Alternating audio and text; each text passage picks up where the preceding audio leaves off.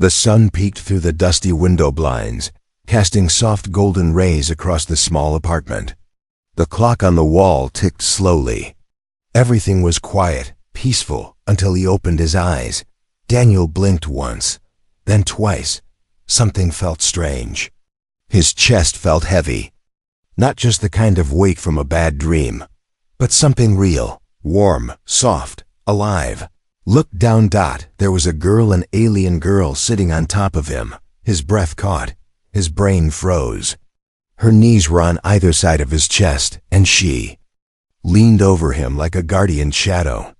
Her skin had a faint purple shimmer, glowing in the early morning light. Her silver hair fell over her shoulders, brushing his neck. Her eyes, large, glowing pale blue, were staring straight into his. She didn't blink, didn't move. Just watched. Daniel tried to speak, but she gently pressed her finger to his lips. "Don't move," she whispered, her voice soft but serious. "You're leaking energy." Energy? What was she talking about? He slowly raised his hands in the air. Who are you?"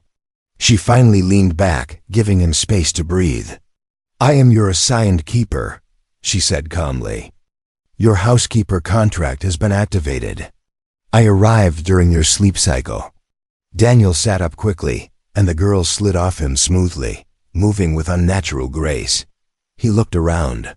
His apartment looked the same furniture, same mess. Nothing seemed broken. Nothing burned. Wait, what contract? I didn't hire anyone." She tilted her head slightly, like a curious cat. "You signed the Galactic Housing Form Section D, Subclause 12.3. In the event of cross-species approval, one maid may be assigned for security and survival services." Daniel stared blankly. "That was just a form I clicked yes on. Her tone was serious. "You clicked yes with full thumbprint confirmation. That is legally binding." He ran a hand through his messy hair. "This has to be a dream. No, Daniel," she said. "This is real. I'm here to serve you and protect you." "From what?" She didn't answer. Instead, she looked toward the window. Her glowing eyes narrowed.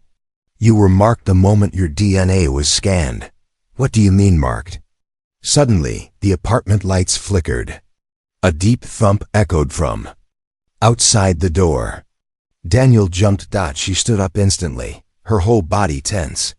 From under her long maid-like cloak, she pulled a strange silver blade, thin, glowing slightly with blue light. Daniel backed up against the wall. "What is that? What's going on?" She stepped in front of him, placing herself between him and the door. "Stay behind me. They found you." Bang! Something hit the door hard. Daniel's heart pounded in his chest. Who found me?" She didn't reply. Her eyes glowed brighter. Her muscles were ready for battle. "You smell human. But they know there's more." What did that even mean? The door cracked slightly from another hit. Daniel could see sharp claws piercing through the wood. His voice shook. Okay, let's get out of here," she nodded. "Back room. Emergency exit. I already memorized the layout." They moved fast. She guided him through the hallway. Her hand never left the blade. As they passed the kitchen, Daniel noticed something strange. The entire counter was spotless. His dirty dishes were gone. The floor was clean. She had actually cleaned. During the night? He barely had time to think.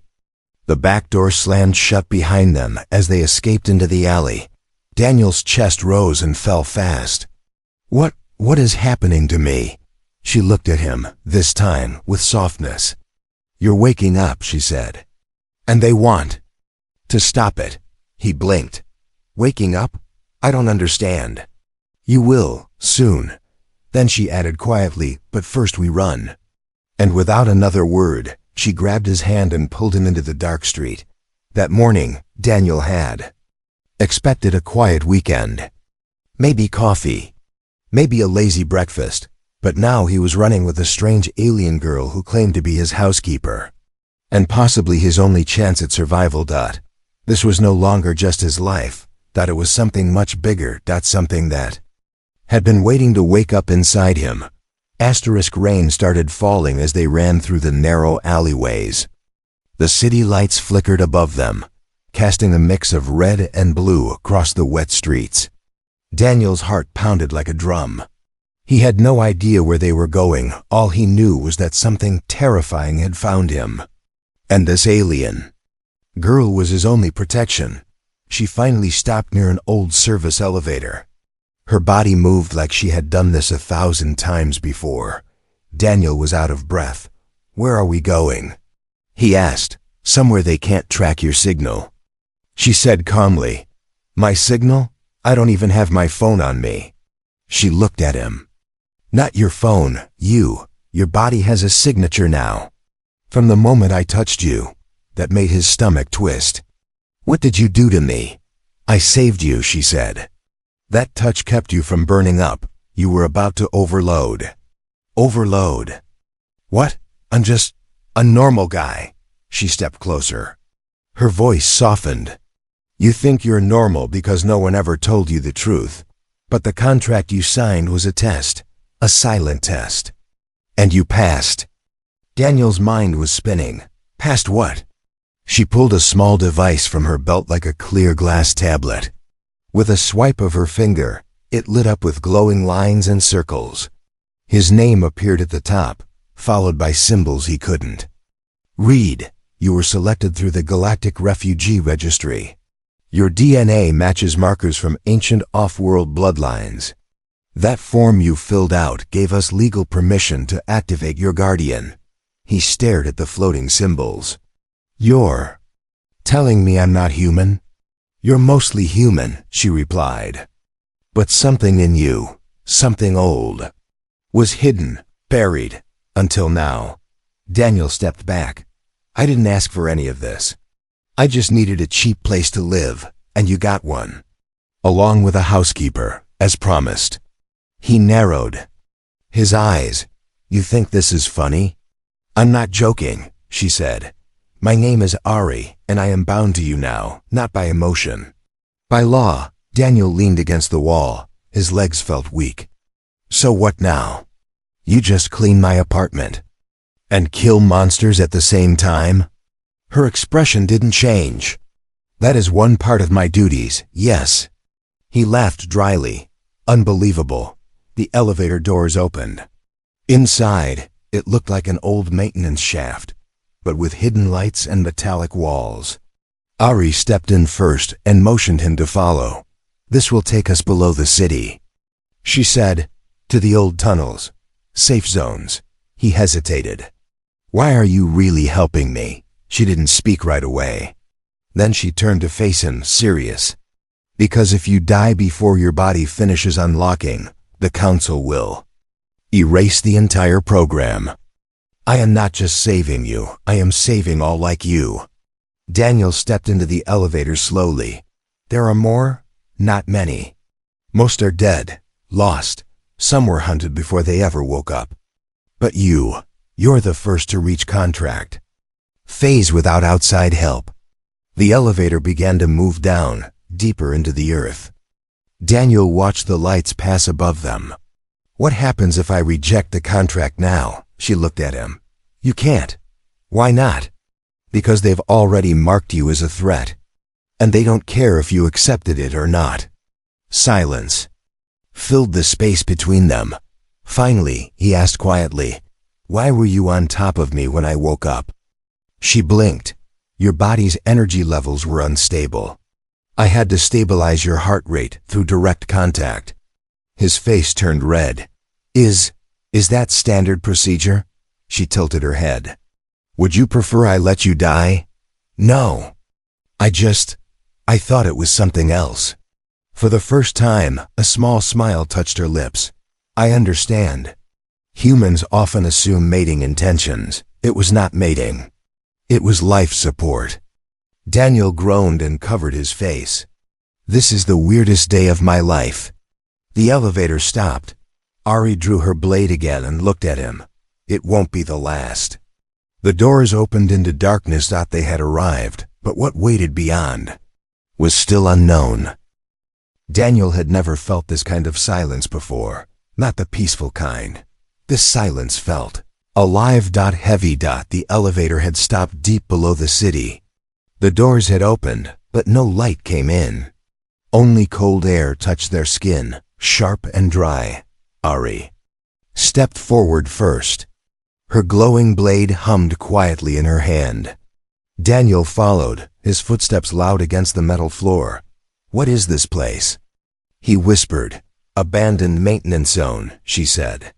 "Used by early colonists before the city grew above it. Now it's forgotten. Why would we come here?" She glanced at him. "Because they won't expect us to go backward." As they walked deeper into the tunnels, strange sounds echoed, distant clinks of metal, quiet whispers in the dark, and once, what sounded like slow breathing. Daniel's skin crawled. Suddenly, Ari froze. She held out her hand. "Stay behind." "Me," she said. She touched a nearby wall, and a hidden panel slid open. Inside was a small round orb, softly glowing. She pressed it to her neck. The glow traveled through her skin like tiny blue rivers. Daniel stepped back. "What was that?" "Tracker suppressor," she said. "Temporary, but it should give us 20 minutes. Daniel was still breathing hard. "You act like this is normal. For me, it is." She moved again, faster now, taking turns in the tunnel like she knew every inch. Finally, they reached a room with broken equipment, old lockers, and a dusty desk. I checked it for traps, then nodded. "Rest here, just 5 minutes. I need to retune my blade." Daniel sat on a box, trying to calm his racing mind. "So, what happens if they find us here?"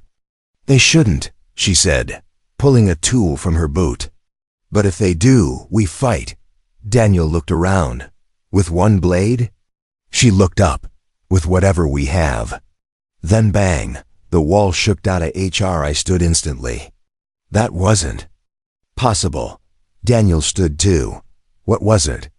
"They tracked us through memory scent," she said. "They marked the apartment." The tunnel lights flickered. From far behind, a loud howl echoed. It didn't sound human. It didn't sound like anything Daniel had ever heard. A screech followed metal ripping, then silence again. Ari whispered, "They're not coming for us." Daniel frowned. "Then who?" Her face darkened. "Someone else. Someone still in the apartment building." Daniel's eyes widened. "You mean apartment 7B, my neighbor?" Ari nodded. "They must have broken in thinking you were still there." Daniel stepped forward. "We have to warn them." Ari grabbed his arm. "It's too late. Going back is suicide." But Daniel didn't listen. "That family just moved in. They have a baby." Her grip loosened. His voice cracked. "You said you were here to protect me. Then let me protect someone too." For a moment, the only sound was dripping water. Then she said, "Fine, but if we go, we both may not return." Daniel nodded. "Then we try." Ari's eyes glowed brighter. "Then run fast and follow close." They turned and sprinted back through the tunnels, this time heading toward the surface. Ari moved like lightning.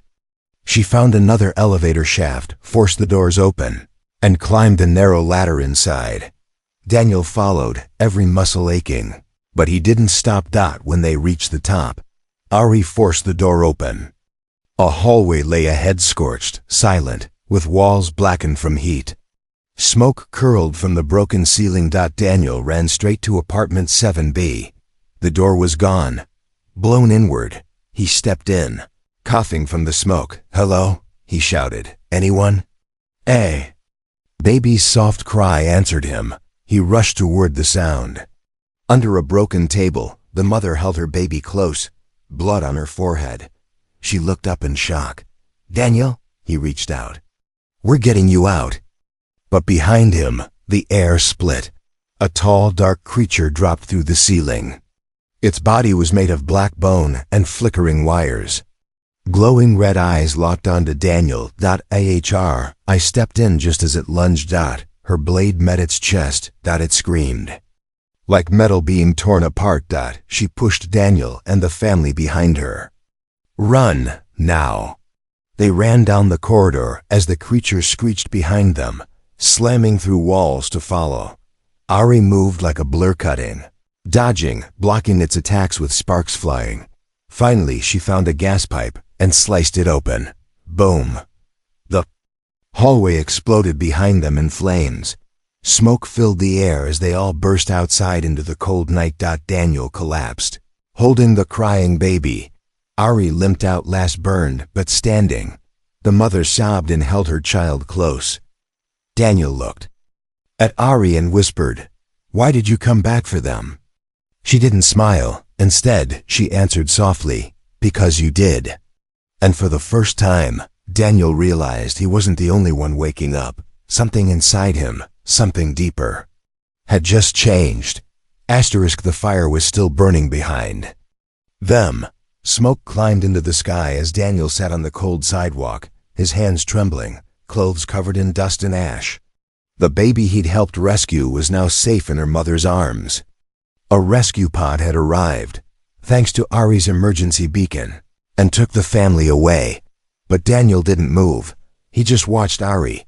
She stood under a flickering streetlight alone, silent, staring at her blade as if it had betrayed her. Sparks danced from her scorched sleeve. Her breathing was shallow, and her left leg trembled. "Ari," Daniel said quietly, walking over. "You're hurt." "I've been hurt before," she replied without looking at him. He gently touched her arm, but she pulled away. "Don't," she whispered. Daniel didn't speak. He simply stood beside her, watching her eyes, those glowing blue eyes that now looked dimmer. Tired. After a moment, she finally sat on the edge of the pavement, her back straight, but her shoulders heavy. Daniel sat too. The silence returned, but this time it didn't feel empty. Finally he asked, "Why do you fight like that?" Ari didn't answer. So he asked again, softer, "Who trained you?" Her voice was low. "People who didn't care if I lived. Only if I killed." Daniel turned to her, surprised. "What do you mean?" She didn't look at him. "I was grown in a lab. Bred for war, programmed for protection. Every housekeeper like me was meant to serve. Clean, cook, protect, yes, but also kill without hesitation. We were never meant to feel." Daniel's chest tightened. "But you do feel." She looked at him finally. "That's the problem." He saw it then, just for a second. Not the perfect soldier, not the alien warrior, just a girl. A scared, lonely girl. She slowly pulled up the sleeve of her uniform. Her arm was marked with scars, not just burns from battle, but deep, straight lines, brands, numbers. "You see this?" she said, pointing to the barcode-like mark. "It means I was number 112, match 4, failed loyalty test." Daniel swallowed. "Failed?" "I asked a question once," she said. "I asked why we weren't allowed to choose who we protected. They said machines don't get choices." He looked at her. "You're not a machine," she gave a sad smile. "I wasn't sure. Until I met you." He didn't know what to say. So he simply reached out and held her hand. To his surprise, she didn't pull away this time. Her hand was cold, but it didn't feel empty anymore. Then she spoke again, more clearly. "Daniel, I didn't tell you everything." He stayed silent, waiting. "My mission wasn't just to guard you," she continued. "I was supposed to study you, report on how your body reacted to awakening, then return you to the lab." Daniel's eyes widened. "Return me? You mean capture me?" "Yes," she said. "They called it retrieval. But it was just another cage, like mine." He stood slowly, angry and confused. "So why didn't you?" She looked up at him, her eyes wet. "Because when I touched your heartbeat that morning, I felt something. Not fear, not command, just peace. And I wanted it." Daniel's anger faded, her voice broke. "I don't want to be a tool anymore. I want to choose." Daniel knelt down. "So choose now. What do you want to do?" Ari looked at him, truly looked, and whispered, "I want to protect you, not because of duty, because I care." He nodded. "Then let's run. Together." She blinked. "They'll follow. They always do." "Let them," Daniel said, standing tall. "They'll see we're not afraid." Ari stood beside him, blade humming softly. "Then I'll show them what it means to fight with heart." In that moment, the soldier and the human were no longer servant and master. They were allies, and something much deeper. As the night grew darker, they disappeared into the city shadows, hunted by machines, haunted by pasts, but ready for a future neither had been allowed to dream of before. The city slept above. Below it, in the dark tunnels, Daniel sat against a cold metal wall, breathing heavily. He felt his body changing, but he didn't understand how or why. He hadn't slept in over a day. His muscles ached. His skin tingled. His thoughts weren't always his own anymore. Ari sat beside him, watching silently, her blade across her lap, her eyes alert even in stillness. She hadn't closed her eyes once. Daniel finally broke the silence. "Do you ever dream?" She didn't look at him. "Not anymore. Soldiers aren't allowed to." "But what if they came back?" he asked softly. "The dreams?" Ari turned to him. "Are you dreaming, Daniel?" He nodded slowly. "Yes, but they're not mine." Ari leaned in, her face serious now. "Tell me." Daniel closed his eyes. His voice trembled. "I see stars, not in the sky but beneath me. Endless stars. I'm flying, no floating in a ship, but not one I've ever seen. It's made of glass and gold. The controls respond to my thoughts." He opened his eyes, shaken. "And there's a voice. A woman's voice. She keeps saying my name, but it's not Daniel. It's something else." Ari's heart skipped. "What name?" He hesitated, then whispered, "Karail." She froze. Daniel noticed. "Do you know it?" Ari looked away, then back at him. Karail wasn't just a name. It was a title. From a race that vanished long ago, destroyed in the Star Wars of Cycle 9, only myths remain. People say the Karail were Salbinders, pilots who didn't just fly ships. They merged with them. Daniel swallowed. "So why do I remember it?" Ari stood and began pacing slowly. "Because maybe you're not fully human after all." Daniel stood too. "But I was born on Earth. My parents, were they biological?" She asked gently. He paused. "No, I was adopted." She gave a sad smile. "Then your bloodline might not be from Earth." Daniel pressed his hand to his forehead. "Everything's wrong. I was just a guy fixing code for a living. I paid my bills. I lived alone. I didn't sign up to be some ancient Sal bender." Ari stepped close. "You didn't choose it. But something in you called out. That's why I was sent." His hands shook. "And now what? I'm just supposed to believe I was once a star being with powers?" Ari's eyes softened. "Not believe. Remember." Daniel looked down at his hands. They looked the same, but they didn't feel the same. And then it happened, right there in that forgotten tunnel. He saw something, not in front of his eyes but behind them. A hallway. Smooth walls. Glowing plants lining the floor. And a mirror, a tall, silver mirror. He stood before it, but it wasn't Daniel in the reflection. It was him, but older, taller. His hair was white.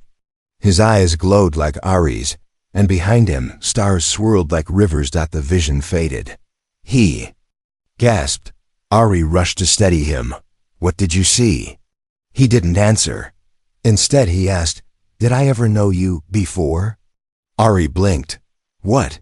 In another life?" Daniel whispered. "In that ship. In that place. There was someone beside me. A protector, a blade dancer. Her face was covered, but I felt like I knew her." Ari's hand trembled. She looked into his eyes and said, "That's not possible." Daniel stared at her. "Is it?" She looked away. Quickly, Soulbinders had guards, assigned from birth. Paired by fate, the bond was stronger than command. It was like devotion. He stepped closer. Did we know each other before I was born on Earth? Ari didn't speak, but her eyes were wet. Daniel's heart pounded. What if I didn't just wake up recently? What if I returned? She whispered, then they'll come for you. With everything they have. Daniel nodded. Then we don't hide anymore. We fight. Ari looked up. You're still changing, Daniel. You're not ready. Then get me ready, he said. Because I think this body remembers more than I do. She touched his chest lightly.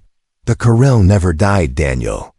They were hidden, sleeping inside bloodlines, waiting for the right spark. He smiled. And you're my spark. She didn't smile, but she didn't deny it either. And together, they stepped out of the dark tunnel, no longer running from who he was, but walking toward who he was meant to be.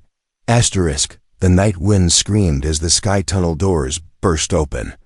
Daniel stumbled forward, eyes wide at what lay before him, a glass bridge suspended high in the sky, surrounded by glowing traffic lanes, neon signs and fast-moving hovercrafts that zoomed past like shooting stars. The city pulsed with light, but above it all hung one sound. The alarm. It echoed through the towers like a siren of war. They're scanning the district, Ari said, pulling Daniel to the side of the bridge. They've locked on your heat signature. We have less than 2 minutes. Daniel looked back. Can't we just hide again? Ari shook her head. No, this time we run through them. Suddenly, from the far side of the bridge, mechanical shapes emerged from the clouds. Hunter units. 3 of them. Tall, armored, their red eyes glowing like fire. Each held long spear-like weapons that sparked with plasma. Daniel's chest tightened. What do we do? Ari grabbed his wrist and dragged him toward the edge of the bridge. A small floating bike was parked there, a slim 2-seat racer used for food delivery. That? Daniel asked, panicked. That's not a war machine. No, Ari replied calmly, but you are. Before he could ask, she climbed onto the front seat and motioned for him to sit behind. Daniel jumped on as the bike buzzed to life. Ari slammed her hand onto the control pad. The system denied access. Daniel instinctively reached forward and the bike's lights turned blue. Wait, he said. It responded to me? Ari smiled. The Corel were born to move between stars. A street bike is nothing. The hunter drone started running. I shouted. Hold tight. Daniel barely had time to blink. The bike launched forward, wind slamming into his face, buildings blurring past on either side. They shot through neon signs, dodging transport pods and weaving between massive cargo haulers. The drones followed. One flew over them, firing plasma blasts. The tunnel walls shattered with sparks. Ari leaned the bike to the side, riding along the tunnel wall, almost sideways. Can't you make this thing faster? Daniel looked at the control screen. I think I can. He placed his hand on it. The screen lit up in gold. The engine roared. Energy pulsed through the machine like lightning. They shot forward like a missile. Much better, Ari said, impressed. Another drone dived toward them, aiming a harpoon cannon. The harpoon fired, slamming into the back of the bike, pulling them downward.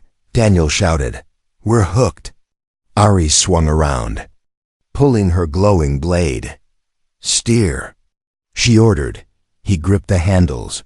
She turned in her seat, leaned back and slashed the harpoon cable.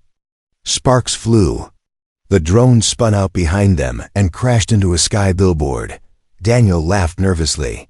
Okay, that was insane. Ari looked back at him. We're not done yet.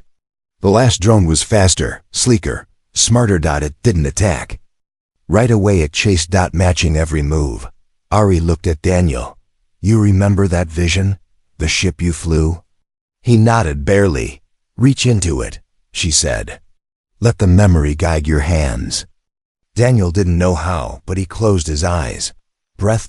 Suddenly, His grip felt different. The bike responded like it knew him. He twisted the handles sharply and dipped. Under a cargo hauler. HFY shouted in surprise. That's it. You're doing it. The drone followed, but Daniel spun sideways through a construction tunnel, twisting between moving crates and falling metal beams. Sparks sprayed. Alarms blared.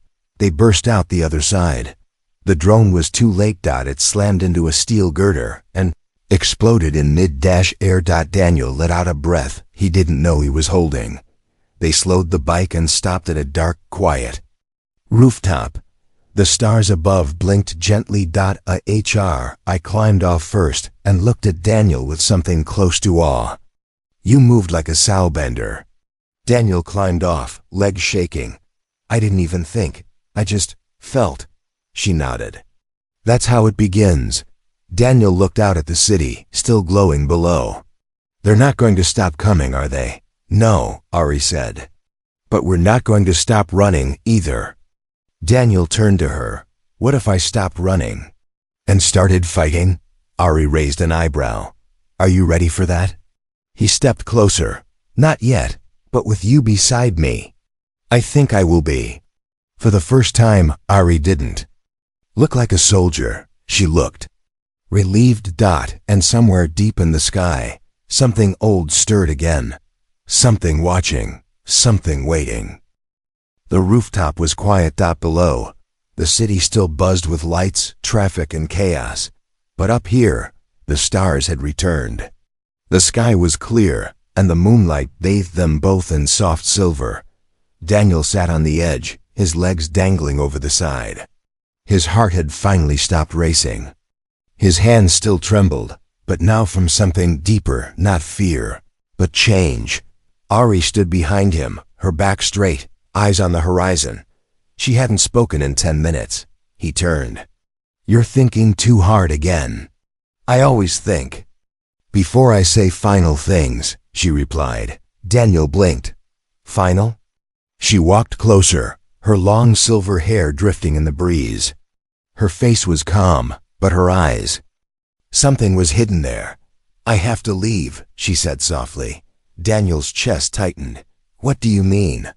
We just started this together. Ari shook her head. You've awakened.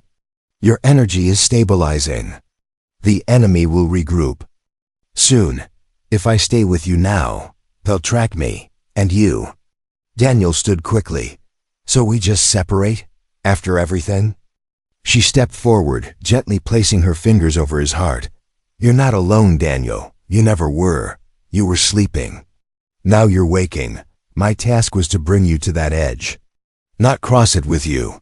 He looked into her glowing eyes. So that's it? You were just here to start something? Her hand dropped. I was made to protect, but not to belong. Daniel's voice cracked. I don't care what you were made to be.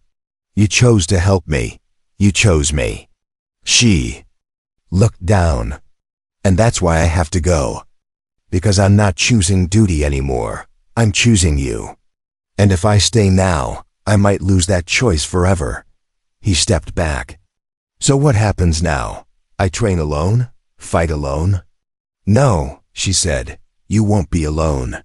You'll find others. They'll come to you. You'll feel them like I felt you. He looked away, fists clenched. I don't want a new protector. Ari smiled sadly. You don't need one. Not anymore. She placed something in his hand. It was her blade, the glowing weapon she'd carried since the moment he met her. Daniel stared at it in shock. I can't take this. You must, she said. It's bonded now. It answers only to your blood. You are Kirill, the last, the first. He looked up. What if I don't want to be this chosen warrior?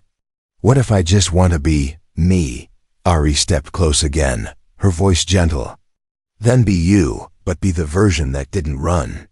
The one who stood up when the child cried. Who jumped into danger. Who believed in a maid with a blade. Daniel laughed softly. You weren't much of a maid, to be honest. She grinned. Your dishes disagree. Silence returned, but this time it was warm. A silence filled with unspoken thanks, shared pain, and something that could have been love if only there was more time. Ari's voice broke the quiet. "Daniel, there's one thing I ask before I leave." He nodded. "Anything." She looked up at him. No armor, no duty, just a girl with scars. "Don't forget me." He stepped forward and held her close. "How could I?" And then she did something she hadn't done since she arrived. She closed her eyes and rested her head against his chest. For a moment, everything stopped. The war, the noise, even the stars seemed to wait. And then she stepped back, her cloak lifted with a hum of energy. Her boots began to glow. A stealth pod appeared on the nearby platform, cloaked until now. She walked toward it, but just before she entered, she turned around. "Daniel." He looked up. "I was never just your housekeeper." He smiled. No." She vanished inside. The pod shot upward, disappearing into the stars. Daniel stood alone on the rooftop, the glowing blade in his hand, wind in his hair, and the memory of her warmth still pressed against his chest. But he wasn't scared anymore, because now he remembered. He remembered the stars, the ship, the voice that called him, and most of all, he remembered the girl who woke him up, and the fire she lit inside him would never go out.